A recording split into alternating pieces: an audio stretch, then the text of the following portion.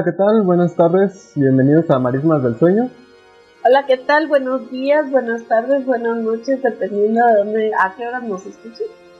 Y bueno, en esta ocasión vamos a hablar de un tema de autores que nos gustan y pues sobre todo porque acabo de dar un curso donde hablaba de eso, entonces pues no podía evitar dejar de lado la parte literaria, aunque se habla más de la parte cinematográfica y pues nos estamos refiriendo al subgénero aparentemente nuevo del folk horror.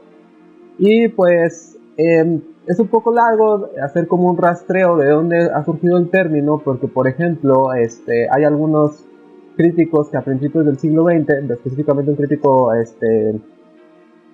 de Shakespeare en Estados Unidos, usa el término pero para referirse a esta literatura de horror que utilizaba elementos del folclore, que pues prácticamente pues si eres un seguidor del romanticismo de la literatura de horror, pues mucha de la literatura romántica usó eso. Entonces ahí hay un problema que llega por ejemplo al momento de definir folk horror, porque algunos dicen que son todas estas producciones que se hacen con estos elementos de folclore y de horror, pero eso amplía demasiado el término, entonces no lo puedes decir correctamente. Sin embargo, más modernamente, digamos, a los 70s del siglo XX, surgen 3 películas a las que después se les daría esta categoría de folk horror. De hecho, la primera, como tal en una entrevista y en un seguimiento en una revista, la de The Blood on Satan's Claw, se le hace esta denominación de folk horror. Recordemos que la palabra folklore viene de 2 términos: folk, que es literalmente gente, y lore, leyendas, tradiciones, creencias. Entonces habla de las creencias de ciertas personas en determinados lugares, principalmente alejados. Y pues no sería hasta 2003-2004 que en una entrevista que el director de esta película, Paris Haggard, menciona el género y dice: yo quería hacer una película de folk horror. Entonces a partir de ahí se empieza a usar más este término para definir a esa película y a otras 2 que se aumentarían después. Y esto ocurriría en 2010 cuando Mark Gatiss, una figura muy importante dentro del horror en Inglaterra, él es el que está haciendo ahorita las adaptaciones de Una historia de fantasmas para Navidad, hace un documental que lo divide en 3 partes de la historia del cine de terror. Entonces la primera parte es esta historia que él llama más gótica, pero gótico moderno, porque habla de todas estas producciones que se hicieron entre los 20, 30, 40, 50, que obviamente estaba marcado por las producciones de Universal. Después la segunda parte, que se llama Condados de locales, habla de todas estas producciones que empezaron con el cine italiano, que eran esta regresión a lo gótico. Estamos hablando de las películas de la Hammer, de las películas de Drácula, La Momia, Sherlock Holmes, creo que también hicieron una adaptación de Sabueso, La Máscara del Demonio de Mario Bava, Black Sunday, y pues otras películas italianas que también se hicieron en esa época. Y obviamente las películas que hizo en Estados Unidos Vincent Price con Roger Corman, que obviamente es un término muy gótico, y pues una característica era que la acción ocurría en el pasado y pues y todo era exageradamente gótico, o sea, es una estética que reconocerías como gótica. Y bueno, Mark Gatiss dice que hay 3 películas que sobresalen porque, bueno, por ejemplo, tienen como parte importante el campo inglés, los bosques ingleses, y se graban fuera de como tal de escenario. Y pues él menciona que son 3 películas que se llaman Witchfinder General, The Blood on Satan's Claw y The Wicker Man, o sea, el hombre de mimbre. Y pues probablemente la del hombre de mimbre es la que es más popular y la que más se conoce con este término de folk horror. Pero bueno, lo que hablaba era de esto y de cómo las creencias y de alguna manera de estos pueblos alejados pues generaban esas distintas formas de horror. Entonces, pues a pesar de que no teoriza más, porque pues realmente no teoriza mucho más, podemos notar que hay ciertas características, como por ejemplo el ambiente rural, los bosques, el campo, y estas creencias que son diferentes a las de la ciudad, obviamente, porque son creencias de campo. Entonces esto es algo muy marcado. Y para mí el otro elemento que se podría remarcar mucho es este sentimiento del bosque inglés. O sea, creo que no hay nadie, quizás los alemanes con la selva negra, pero quizás los japoneses también con ese bosque que está debajo de la Aoi Kigahara, el bosque que está debajo del monte Fuji. Pues tiene como este sentimiento de magia del bosque. Bueno, creo que en realidad todos lo tenemos, pero creo que los ingleses son los que han sabido mejor retratarlo. Entonces, obviamente cuando encuentras estos elementos, dices, pues hubo autores que ubico en la literatura de horror que a finales del siglo XIX obviamente estaban haciendo esto. Y pues, entre otras cosas, pues yo diría que también acabé de remarcar la teoría de Adam Scoville, que para mí es el mejor teórico actual, porque realmente él es el único que se ha dicho, pues voy a hacer una estructura con la que cumplan la mayoría de las obras y que tenga sentido. Entonces, hay críticas de su teoría, pero para mi parecer no hay ninguna que la tire y diga, pues esta teoría es mejor. Entonces, para mí es. Y pues él habla de que debe haber un aislamiento tanto de las comunidades como muchas veces es un ente que llega a ese lugar. Por ejemplo, en The Wicker Man es este hombre inglés católico que llega a una isla pagana. Debe haber creencias diferentes, obviamente, porque pues, es una isla pagana, por ejemplo en The Wicker Man, o pues, las creencias de cualquier lugar, en realidad se puede aplicar a cualquier lugar. Y pues, obviamente, y lo último es que dice que debe haber una especie de, se puede decir ritual, invocación, acto violento, cualquiera de esos puede ser. Y obviamente lo que termina hacer esto es generar que las creencias de este lugar son válidas, de alguna manera. O sea, puede ser sobrenatural o simplemente ellos pueden creer que sí tiene valor lo que están haciendo. Y pues obviamente sí hay unos autores que empezaron con estas cuestiones de la naturaleza, del paganismo. Pues estamos hablando de 3 grandes autores de finales del siglo XIX, principios del siglo XX, que son, en orden cronológico de nacimiento, Algernon Blackwood, Arthur Machen y M.R. James.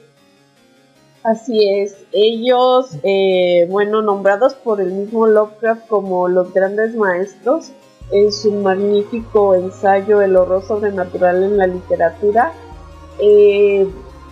realmente hacen, yo creo que un previo a lo que sería el horror cósmico de Lovecraft. Aquí ellos nos van a mostrar, sobre todo Algernon Blackwood y Machen, que la naturaleza, el mundo no es tan fácil o tan sencillo como mucha gente cree, y que ya lo dominamos y que el hombre es el rey de la naturaleza, el rey de su planeta, el rey de... A veces hasta sienten que es el rey del universo. No, para nada. Ellos nos muestran que realmente somos literalmente una mota de polvo en el espacio, cuestión que retomaría súper bien Lovecraft. Y por eso él les llama los grandes maestros, porque van más allá de mostrar los tópicos normales de la literatura de horror y se animan a ver las cuestiones donde el cosmos, la naturaleza y lo que nos rodea son monstruosas muchas veces y escapan de nuestra comprensión. Entonces ellos, a través de estas historias que, como bien Omar dice, llevan a lugares a veces perdidos, escondidos, donde el ser humano ya no es bienvenido ni mucho menos está en control de la naturaleza, ni en control ni siquiera a veces de su propia vida, pues aquí en varias historias ellos nos están mostrando esto, empezando pues por el grandísimo autor Algernon Blackwood. Tenemos el que Lovecraft llama el mejor cuento que se ha escrito en la literatura de horror, que es Los Sauces. Aquí nos habla de 2 excursionistas que en pleno verano deciden remontar el Danubio. Entonces ellos lo van pasando y el cuento es una maravilla, cómo lo describe, cómo los ríos van variando, cómo se hacen pequeños riachuelos, luego va aumentando, dónde es más fuerte, dónde no. Entonces, como ellos van en una canoa y lo van atravesando, pues van hablándonos incluso de cómo a veces parece un niño tranquilo, luego un muchacho juguetón y demás, hasta que se adentran en un lugar donde hay muchísimas islas de sauces. Estas islas nos explican que son muy pequeñas y que realmente solo duran un poco de tiempo, pero la misma gente que vive cerca de este lugar les advirtió que no se metieran ahí. Pero ellos, típico excursionista, dicen así como de, ay, ¿por qué? O sea, no hay razón. Y es un lugar desolado, completamente desierto, solamente están ellos y la naturaleza. Y por causas de descanso y demás deciden pernoctar en una de estas pequeñas islas. Pero el mismo protagonista, que es un hombre, supongo yo, inglés, nos dice que el sueco, que es su compañero, empieza, a pesar de ser una persona súper pragmática, que obviamente pues parece ser no cree nada sobrenatural, el mismo compañero empieza a darse cuenta de que allí hay algo muy, muy extraño. Y si nos damos nosotros también cuenta como lectores de que ellos acaban de entrar en un mundo completamente diferente. O sea, una cosa era remontar el Danubio, recorrerlo con felicidad y todo. Aquí ellos están entrando en otro mundo completamente diferente y están completamente indefensos. A lo mucho alcanzan a ver un hombre a lo lejos en una tarde que parece que les está haciendo señas de que se vayan, pero ellos deciden ahí descansar. O sea, realmente, a pesar de que todos sus instintos les estén gritando que se vayan, ellos deciden quedarse ahí. Sabemos que están entrando en un lugar peligroso y bastante extraño, porque presencias los empiezan a rodear, pues a acosar, a hostigar de poco a poco. Aquí es muy extraño. Hay gente que considera que entraron en otra dimensión, hay gente que considera que era un punto geográfico vital para que hubiera una conexión con otros mundos. Hay personas que creen que aquí lo que ocurre es que son los dioses paganos que están tomando control de sus lugares que el hombre ha pues habitado y ha descompuesto de alguna manera. De hecho, ellos se hacen estas teorías porque no saben realmente qué es. Es un cuento maravilloso, lo recomiendo completamente. Y también tiene otro cuento muy muy bueno que se llama El Wendigo, donde nos hablan de un bosque inmenso en Canadá, donde un grupo de personas van a cazar alces, pero no hay alces raramente en esta temporada, y ellos deciden cruzar un lago grandísimo para adentrarse en lugares donde los mismos guías comentan que probablemente ni un ser humano ha entrado nunca. O sea, es una inmensidad. Y aquí pues nos hablan de un ser llamado el Wendigo, que es el dios de los bosques, el dios de la naturaleza, y que realmente al tú penetrar en estos lugares te expones a sus designios. Entonces, uno de los guías, que es bastante, digamos, supersticioso frente a los otros hombres que son los que van a cazar, que son los que contratan a Défago, que se llama así el guía, y a su amigo, pues se contraponen sus ideas acá todas científicas, positivistas y totalmente, según esto, superiores a las de estos hombres. Pero ellos, al convivir tanto con la naturaleza, Défago y su amigo, saben que hay algo que no deben ellos estar entrando en este lugar, y sin embargo lo hacen, pues con las consecuencias que ustedes se pueden imaginar. Es algo muy extraño, porque el Wendigo es una figura muy conocida por varios grupos indígenas en Estados Unidos, pero ellos lo manejaban de otra manera, como un ser que provocaba un hambre voraz que hacía que incluso las personas entre ellas se devoraran. Entonces, de hecho hay una película muy interesante que se llama Así Voraz. Es con ¿cómo se llama este actor? El que hacía de Rumpelstiltskin. Sí lo ubico. También salía en Robert Carlyle, ajá, sí. Y con este chico, Guy Pearce. Guy Pearce es un soldado y se encuentra este hombre que es como un sobreviviente de una matanza, pero se da cuenta que en realidad pues él está poseído por el Wendigo y se convirtió en un ser voraz. Entonces, pues hay como una especie de maldición tipo vampiro que se transmiten y demás. Aquí lo interesante de la historia aparte es que Blackwood lo convierte en un ser sin esos instintos. En realidad aquí va más hacia la perdición, digamos, de la individualidad, de la espiritualidad y del mismo ser humano. O sea, en realidad lo que hace el Wendigo es que te lleva a lugares y te saca quitando lo que es la humanidad, tu forma de vida, la civilización, que digamos pierdes como esa parte de ser individuo. No es tanto esta voracidad, ni de hecho nos dicen que el Wendigo se alimenta de musgo. Entonces es más bien como la naturaleza, la fuerza de la naturaleza, el creer que cuando estás con los demás o en una ciudad estás a salvo y demás, pero un milímetro que te muevas, un centímetro que te muevas de la senda donde te protegen los compañeros, la gente con la que estás, y estás a merced de la naturaleza. Entonces, bueno, aquí tenemos esos cuentos. En Nicken hay varios, los niños de la charca, está también, por ejemplo, obviamente el Gran Dios Pan. El Gran Dios Pan, por ejemplo, el Gran Dios Pan, de que nos habla de un experimento que se hace con una chica le van a hacer una pequeña incisión quirúrgica en la cabeza para que ella vea al Gran Dios Pan. ¿Y qué es el Gran Dios Pan? La naturaleza, así, sin ¿cómo les diré? Sin este velo con el que nosotros vemos, así que decimos, ay, qué hermoso el pasto, qué bellas las mariposas, qué hermoso los árboles, voy y los abrazo.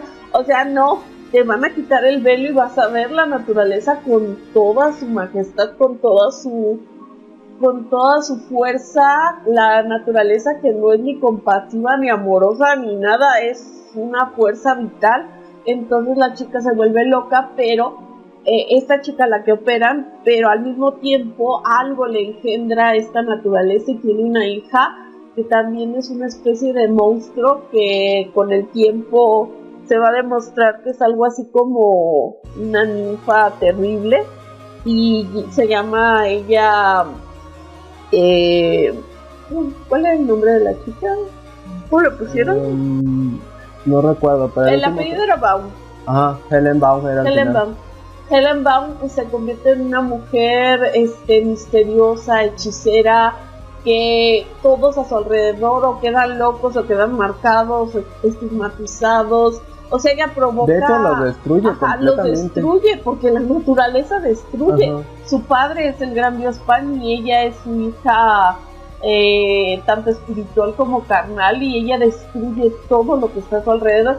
Creo que ni siquiera lo hace a propósito a veces, sobre todo cuando era niña, simplemente es que es algo con lo que te enfrentas y es algo terrible. Ajá. De hecho, a mí a veces me da un poco no sé, como, a lo mejor va a ser sonar condescendiente esto, pero me da un poco de ternura cuando dicen, sí, vamos a abrazar los árboles y la naturaleza y vamos a hacer uno.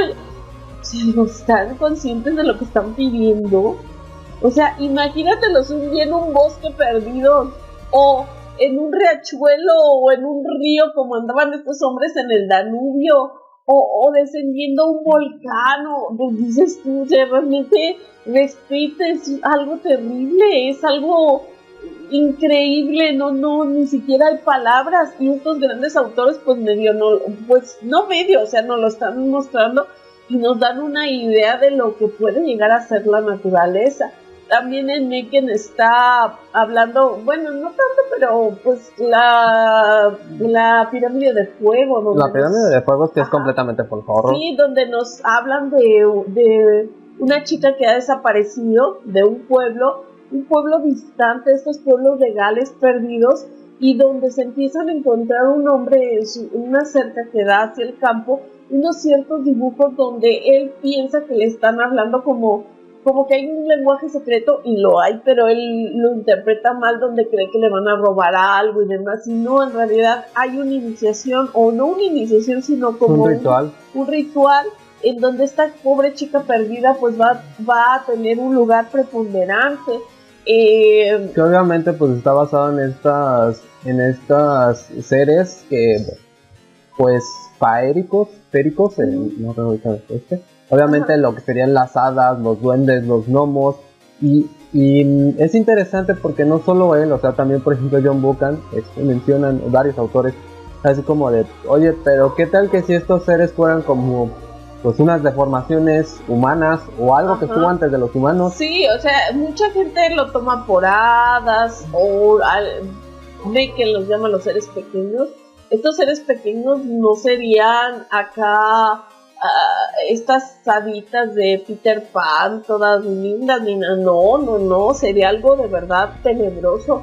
Él tiene otra novela que se llama Los Tres Impostores, donde hay varios capítulos que se han nombrado también como novelas pequeñas, por ejemplo El Sello Negro, donde nos habla de un profesor que ha investigado todo esto y está seguro de que existen estos seres pequeños y deja pues como un rastro de a dónde va y jamás lo vuelven a ver. Tenemos también Vinus Sabatum, donde un muchacho está bebiendo continuamente unos polvos blancos que le dan, que supuestamente es bromuro de sodio, que supongo que era como lo que ahora será un tranquilizante, lo que les dan a la gente, Flanax o algo así, para descansar, para estar tranquilos, pero esto no lo era, por supuesto, sino lo que era en realidad era el famoso Vinum Sabatum que las brujas tomaban para hacer sus transformaciones y sus aquelarres y demás. Pero imagínense, eso era en pequeñas cantidades cada cierto tiempo, o sea, las fechas son muy importantes, no se puede hacer una aquelarre así nada más porque sí, sino que hay que checar fechas y momentos y demás, y este chico lo está tomando continuamente hasta que se convierte en algo indecible, monstruoso, una especie de gelatina extraña que es como un regreso a lo que es el ser humano, a sus primeras células. Entonces algo totalmente también así terrible. Es como la transformación de Helen Baum al final del Grandiospan. O sea, ella va remontándose a las primeras como evoluciones del ser humano hasta terminar siendo algo informe, extraño. Y esto que estamos hablando, indescriptible, no sé qué, pues ustedes lo verán más después con Lovecraft mucho más extenso.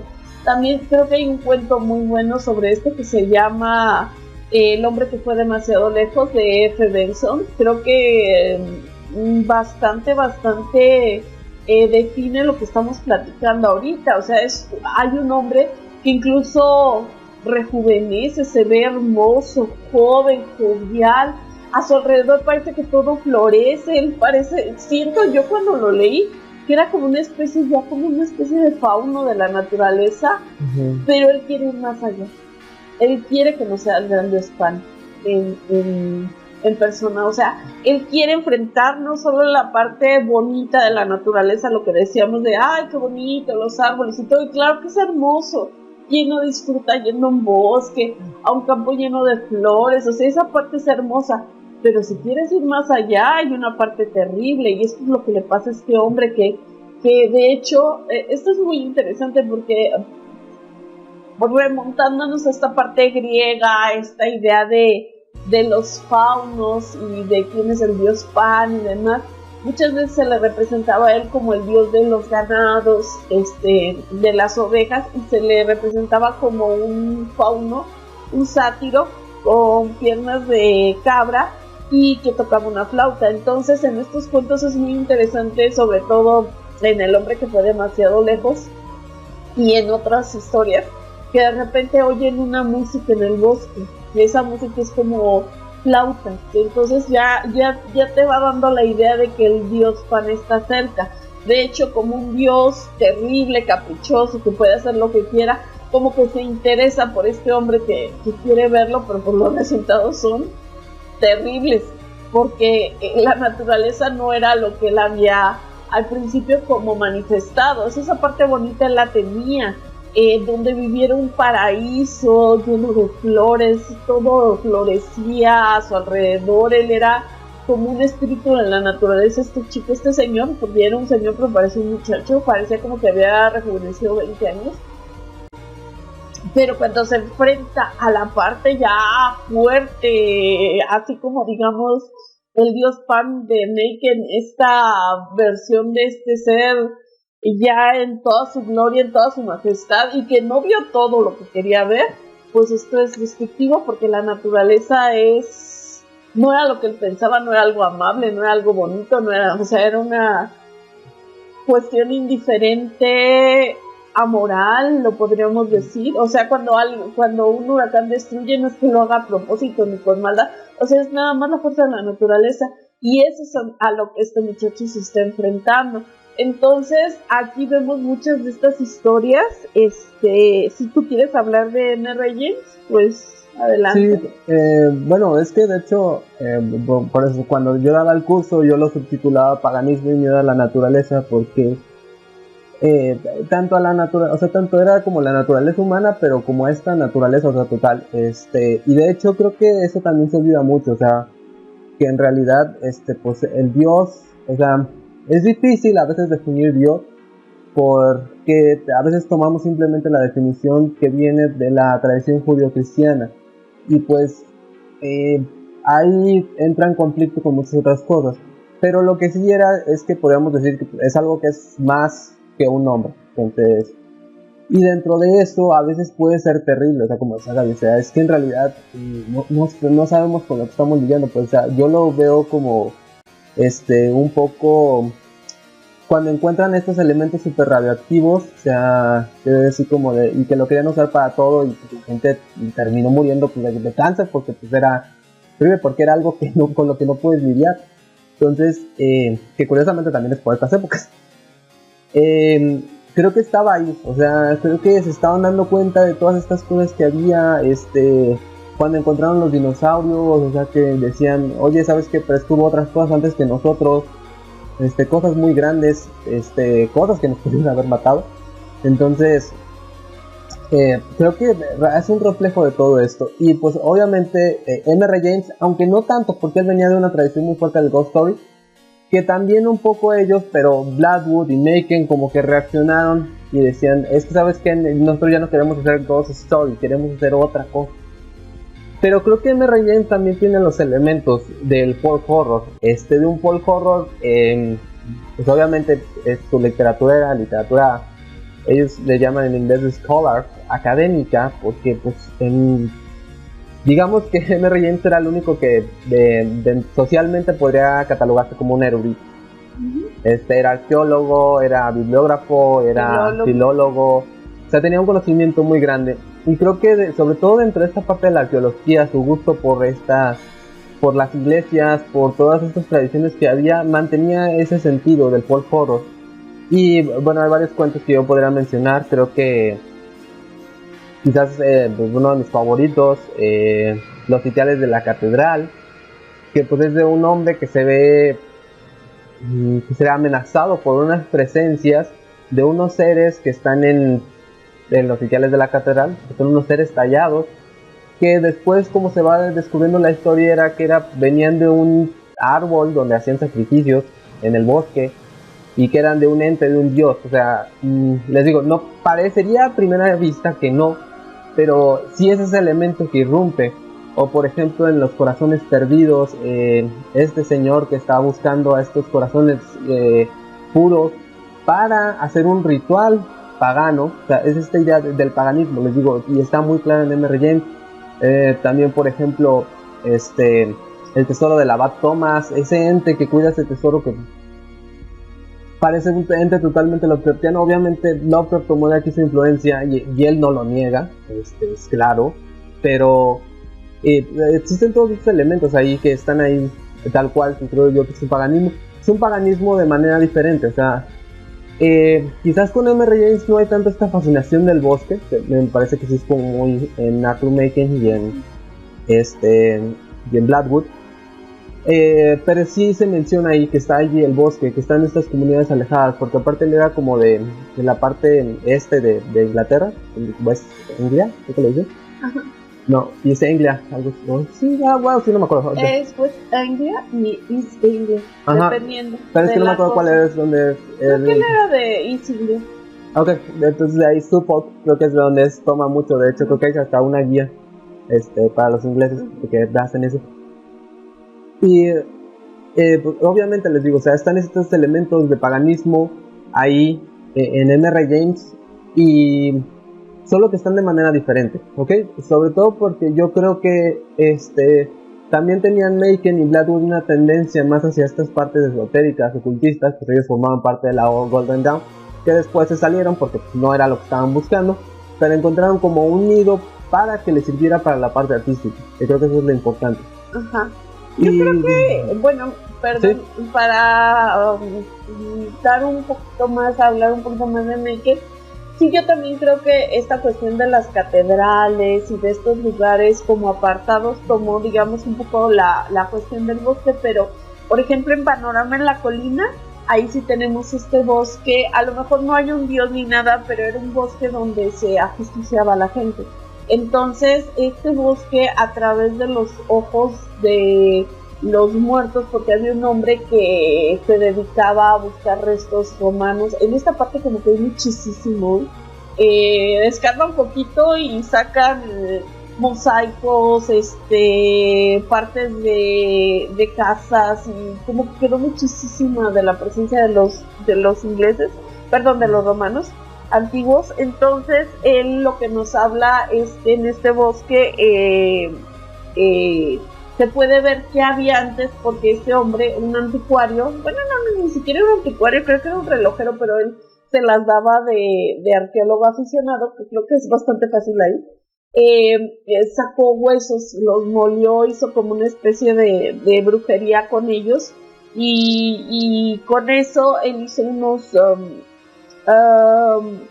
binoculares especiales, y gracias a esos binoculares podía ver cosas que los demás no veían. Entonces él podía saber dónde había un asentamiento, que en realidad cómo había sido antes ciertas iglesias, ciertas cosas, pero pues al final termina siendo víctima de sus propios hechizos.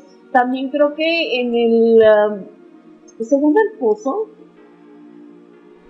el Pozo de las Lamentaciones. El Pozo de las Lamentaciones, una disculpa. En el Pozo de las Lamentaciones también hay una parte extraña donde hay un pozo rodeado de unos árboles muy raros, que hay un grupo de Boy Scouts, o parecen Boy Scouts, que se les deja ahí acampar, pero se les pide que no vayan ahí, y un niño que es, de esos niños tremendos, así, pero odiosos, dice yo voy a ir y demás, y pues penetra donde no debe, y el pozo precisamente estaba maldito porque gente que había muerto en ese lugar pues te atacaba, o sea, los entre fantasmas, entre esqueletos, algo así muy extraño. Extraños de la de M.R. James, porque el fantasma no es como tal. Sí, es algo muy extraño, es como algo corporal. Corrupto. O sea, puede hacer daño completamente, porque se suponía, muchas veces en los cuentos te dices que no te iba a hacer nada, no podía causar daño, pero no, en los cuentos de M.R. James causa daño, entre ellos la muerte. O sea, sí es algo muy fuerte. Entonces creo que tal vez en el Pozo de las Lamentaciones y en esta historia de Panorama sobre la Colina podría tener sí, es que de hecho, o sea, como en muchos, o sea, también por ejemplo, en la abadía Westminster, con como altar de un ente pagano, que también es niño irlandés que lo llevan a vivir a esta casa inglesa. Sí, eso es la trae como todas estas... Trae como unas ideas de paganismo de cosas que él traía de otro lado que venía. De Irlanda. De Irlanda. Sí, del norte o del sur, pero como era un niño bastante solitario, rico, y el papá no le hacía ningún caso, él pues a su modo se puso a conocer varias cosas que se hacían en ese pueblo, y descubrió una mujer que le enseñó que era una bruja. Entonces él no midió la verdad lo que estaba haciendo, lo hacía en parte juego, pero con un toque de maldad, y pues también convoca, diría Lovecraft, a algo que no debería haber convocado. Sí, de hecho también la herencia del señor Pointer, si no me equivoco, creo es también.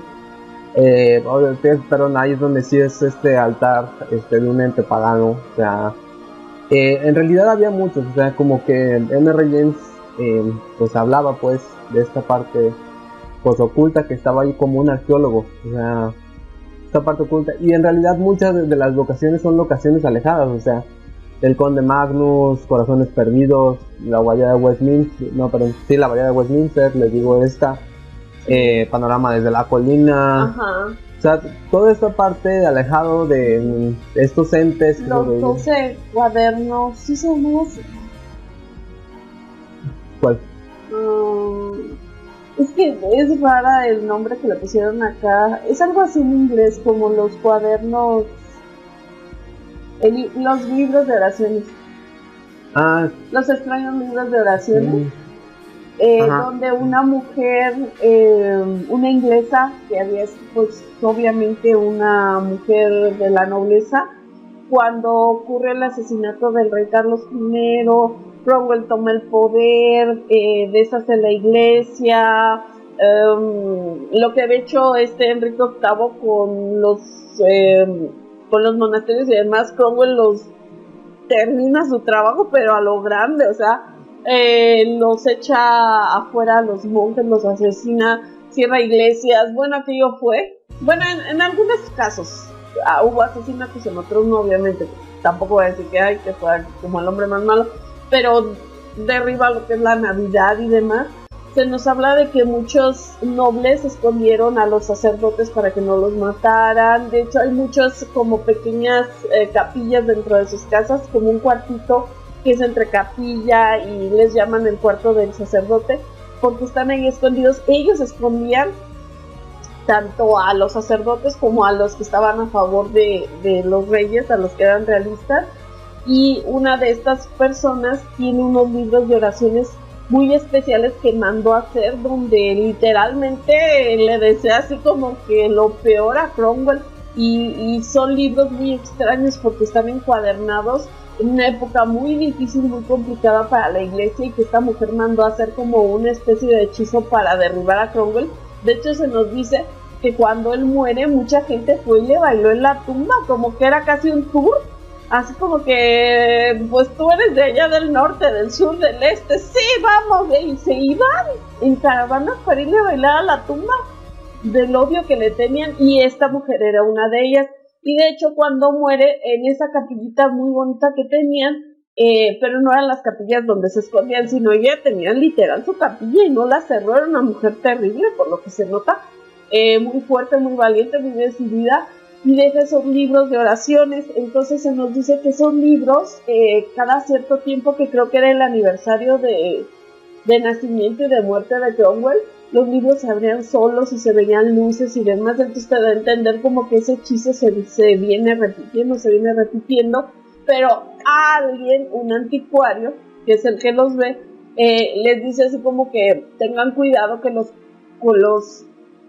pues que no los exhiban tan así, porque mucha gente, y esto es bien curioso en Inglaterra, pedías permiso a los sirvientes si no estaba la familia, y te dejaban entrar sin ningún problema. Eran como una especie de museos, te dejaban entrar, tú podías ver a ciertos lugares y demás. De hecho, se ve en Jane Austen, en Jane Austen, en la de Orgullo y Prejuicio, los dejan entrar a la casa de Mr. Darcy sin ningún problema, y a otras casas ricas, para que ellos vieran los cuartos, los muebles y todo esto, las obras de arte. De hecho, esos eran los museos antes.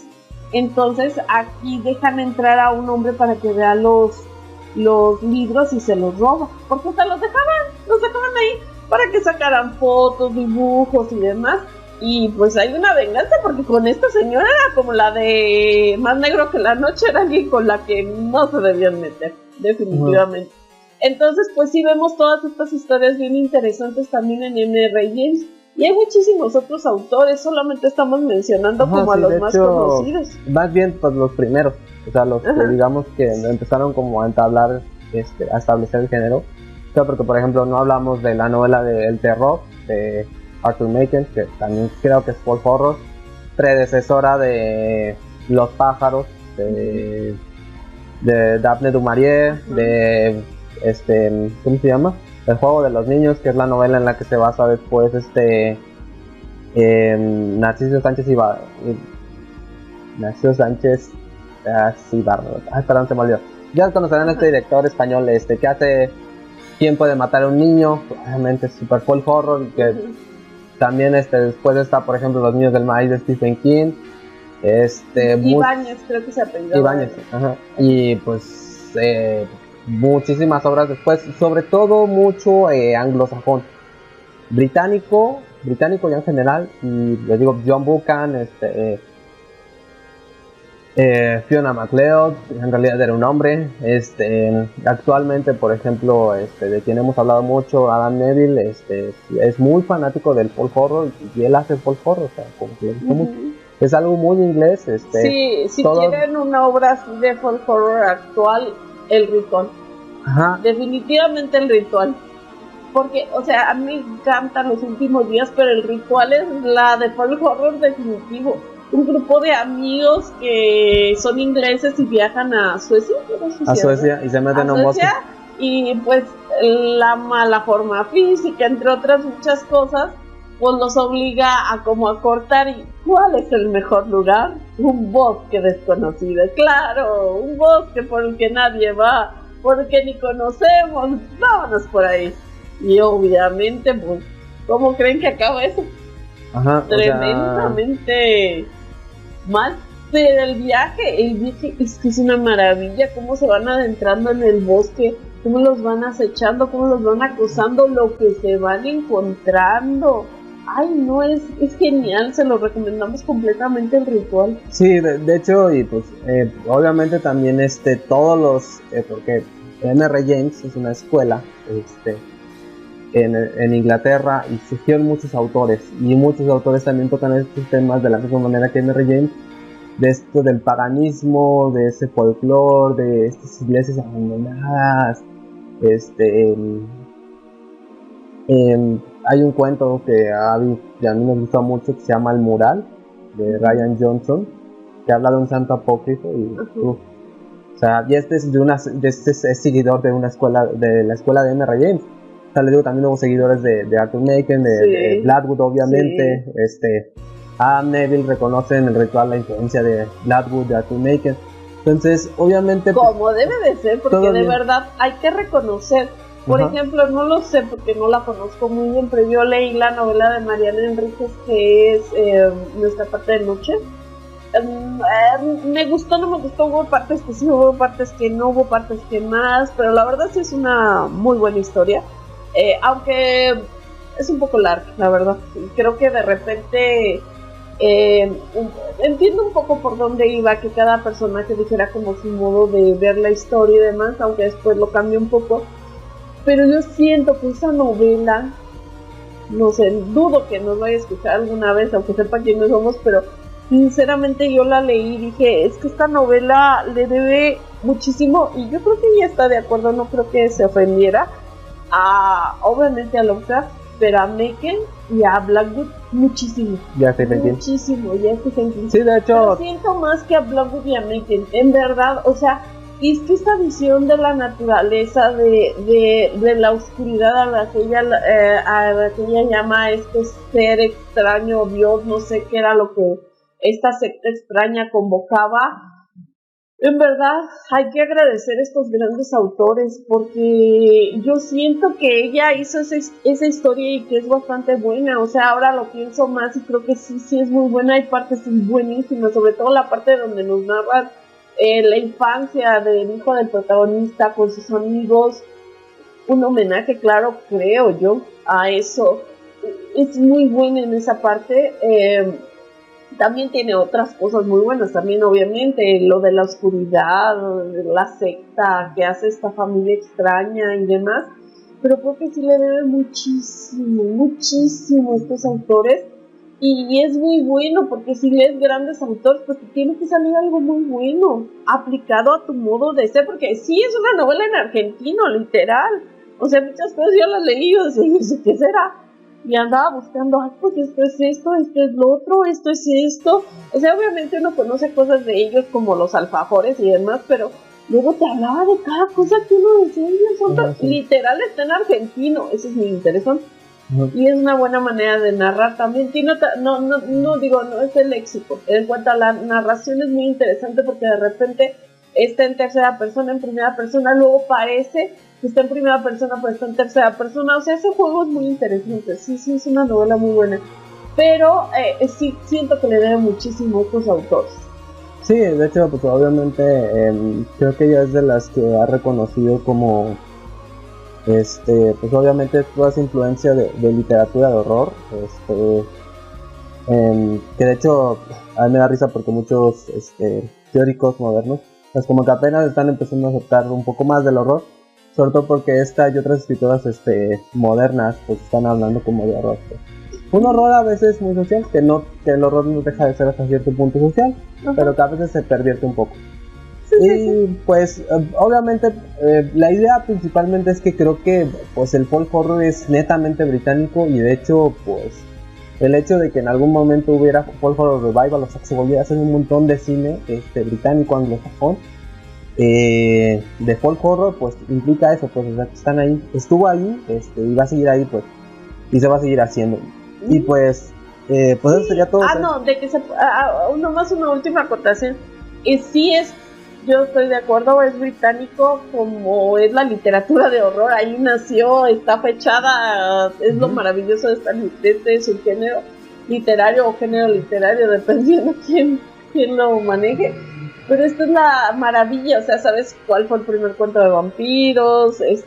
Obviamente antes sí, el ser humano siempre ha tenido miedo, ¿cómo no va a haber textos que hablen de cosas que dan miedo? Pero no era el fin. Entonces, por ejemplo, la Divina Comedia, ese no era el fin, el causar el horror simplemente por el horror, el horror para que tuvieras miedo al infierno y te arrepintieras y demás, y un poco el chisme de quienes estaban ahí y demás, pero no era el fin último. Entonces yo siento que sí es totalmente británico rememorando, pero estas ideas, el lugar extraño, la gente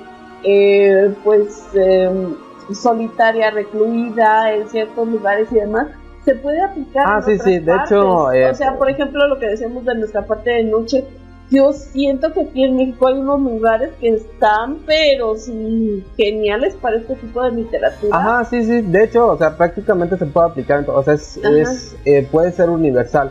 Pero obviamente el origen y pues obviamente el punto más fuerte va a ser británico, pero sí, obviamente hay en Japón obviamente todas esas tradiciones de los yokais, de estas cuestiones religiosas que chocan unas con otras, por ejemplo en ¿cómo se llama acá? En Australia, en Picnic en Hanging Rock. Aquí yo diría que ¿cómo se llama esta película?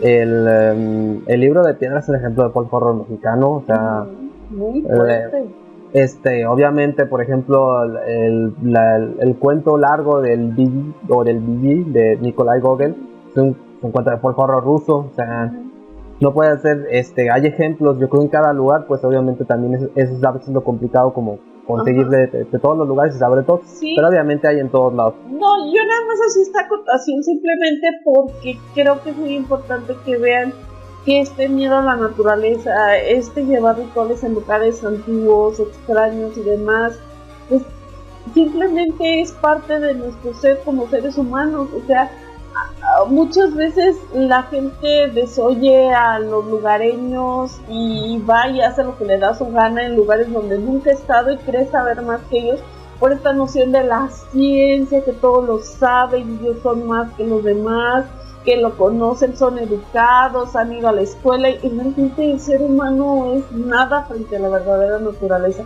A eso iba yo. Sí, de hecho creo que esa es básicamente la lección, o sea, pues que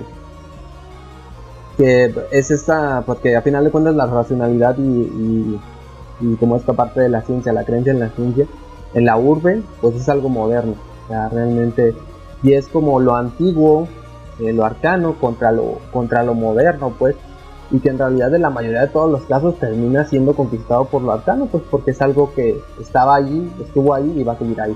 Entonces se le suena como a los primigenios del otro. Y pues no, o sea, realmente hay muchas cosas. Esto solo era una pequeña embarrada, Si les gusta, si quieren escribirnos para que hablemos de otra cosa de folk horror, les decimos hay mucho de folk horror realmente.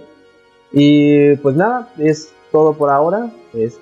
Nos despedimos y pues si han leído, díganos también si leyeron a los artistas, los cuentos como leí, y pues qué piensan, que les parece, les gusta, creen en esta idea del folk horror, no creen, también pueden cuestionarnos un poco de esto. Y pues eso sería todo. Ajá. Nos veríamos en la siguiente. Ajá. Que les guste, ojalá que todo esto que de lo que hablamos, algunas historias las puedan leer, ya es más fácil de encontrar. Entonces, bueno, las novelas de Mariana Enríquez ahí están, los otros cuentos de los que hablamos también los pueden conseguir, entonces ahí está, nada más es cuestión de descubrir. Así es, y pues nada, hasta la próxima. Esperemos que les gusten esas opciones que les dimos. Y pues coméntenos qué otras opciones ustedes recomendarían de folk horror. Hasta la próxima. Hasta la próxima.